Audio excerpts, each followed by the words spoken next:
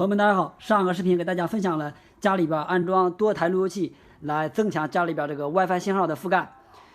这个视频给大家分享一下，就是我们安装多台路由器以后啊，我们首先要给路由器设置一下这个 IP 地址。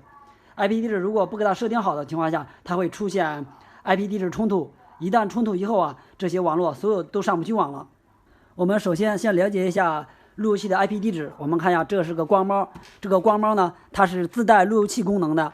我们可以看一下这个反面，上面是有一个 IP 地址的。我们看一下这个光猫后面，上面写着是默认配置地址，这儿是 192.168.1.1， 这就是它的默认 IP 地址。我们再看一下这个 TP 这个路由器的 IP 地址，它这个现在出的这些产品后边是没有这个 IP 地址了，不过它是有这个管理页面。我们如果用手机连上它的话，也能看出它的 IP 地址。像它的 IP 地址也是 192.168.1.1， 它的 IP 地址和这个光猫上面这个路由器这个 IP 地址是一样的。它们两个路由器 IP 地址一样的情况，它就会出现什么情况？就会出现 IP 地址冲突。它一旦冲突以后啊，就上不去网了，就包括这个2个路由器、3个路由器，这些所有网络都上不去了。要想这个网络更加稳定，我们就给它更改一下 IP 地址，让它们这个地址啊不在一个网段就可以了。设置方法也非常简单，我们拿出来手机，然后打开这个 WiFi 连接这一块，我们连接上这个路由器。连接好以后啊，我们打开手机的浏览器，在浏览器输入网址这个地方，我们输上路由器的管理页面这个网址。输上去以后，我们点一下搜索，到这以后我们点一下这个网页版就行了。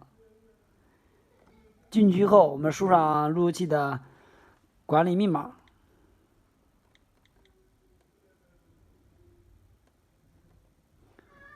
然后我们点一下这个路由器设置，在这儿我们选一下这个烂口设置，点一下，然后往这边滑动，我们看一下这个 IP 地址默认是 192.168.1.1， 我们把它更改一下，我们给它更改成.2.1都可以的，.2.1，只要是和前面那个网段不一样就行了，主要是中间这个数字2这儿，可以3、4、5、6都是可以的。我们选个.2，然后在这点一下确定，开始配置 IP。设置好以后，我们再进到这个手机这个 WiFi 页面里面，我们点一下这个，看一下这个 IP 地址已经更改了没有？已经变好了啊，现在已经变成.2.1了。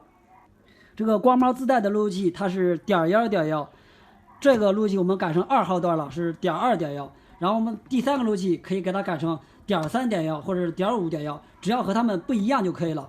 设置好 IP 以后啊，这个就不会出现 IP 地址冲突而上不去网了。这样的话，家里边的网络更加的稳定。